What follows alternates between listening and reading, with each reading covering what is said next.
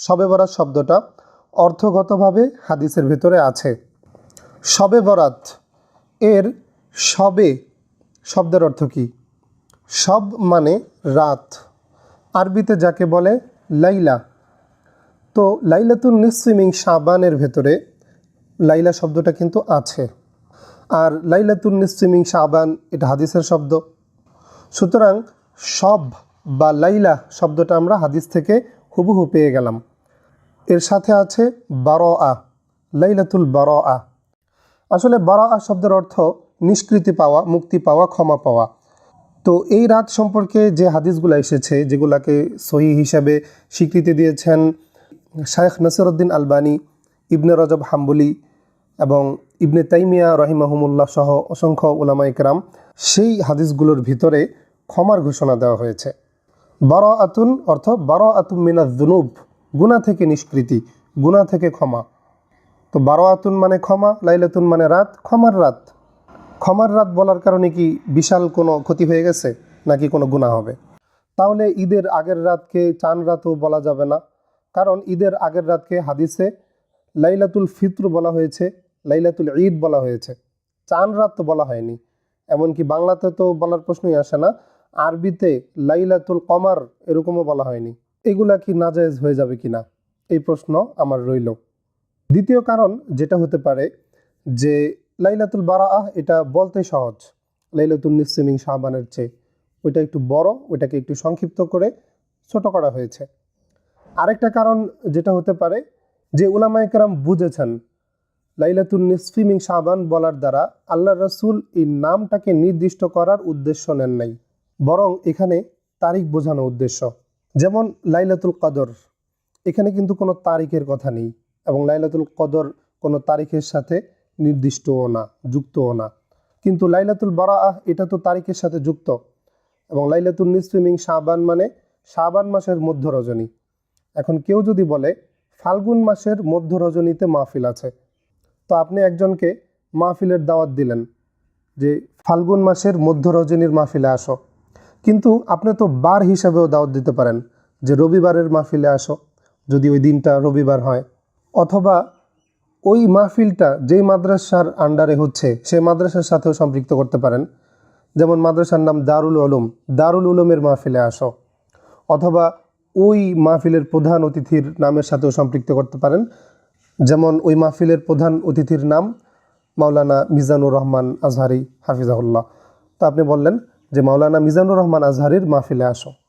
সুতরাং শুধু হাদিসের শব্দের দিকে খেয়াল করলে হবে না, আল্লাহ রাসূল কি বোঝাতে চেয়েছেন সেটাও বুঝতে হবে।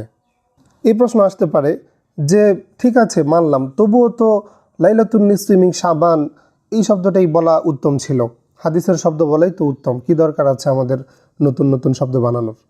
তো এই প্রশ্নের উত্তরে বলবো অবশ্যই হাদিসের শব্দ বলাই উত্তম, এবং হাদিসের শব্দ সবসময় সর্বোচ্চ নিরাপদ এবং উত্তম। যারা এভাবে বলতে চায় বলতে পারে, কোনো সমস্যা নেই।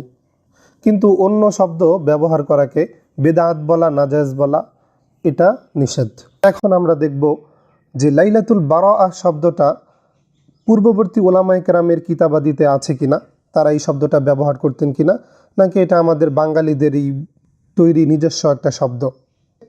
তাফসিরে মাওয়ারদি, যার লেখক ইমাম আবুল হাসান আল বসরি, যিনি আব্বাসি খেলাফতের প্রধান কাজী ছিলেন, শাফিঈ মাযহাবের একজন ফকিহ ইমাম ছিলেন, মুফাসসির ছিলেন, আরবি ভাষাবিদ ছিলেন, তিনি তার তাফসির গ্রন্থে তাফসির আল মাওয়ারদির ভিতরে লিখেছেন ওয়াকালা ইকরামা, ইকরামা বলেছেন কান ইবনু আব্বাস ইউসাম্মি লাইলাতুল কদরি লাইলাতুত তাযীম।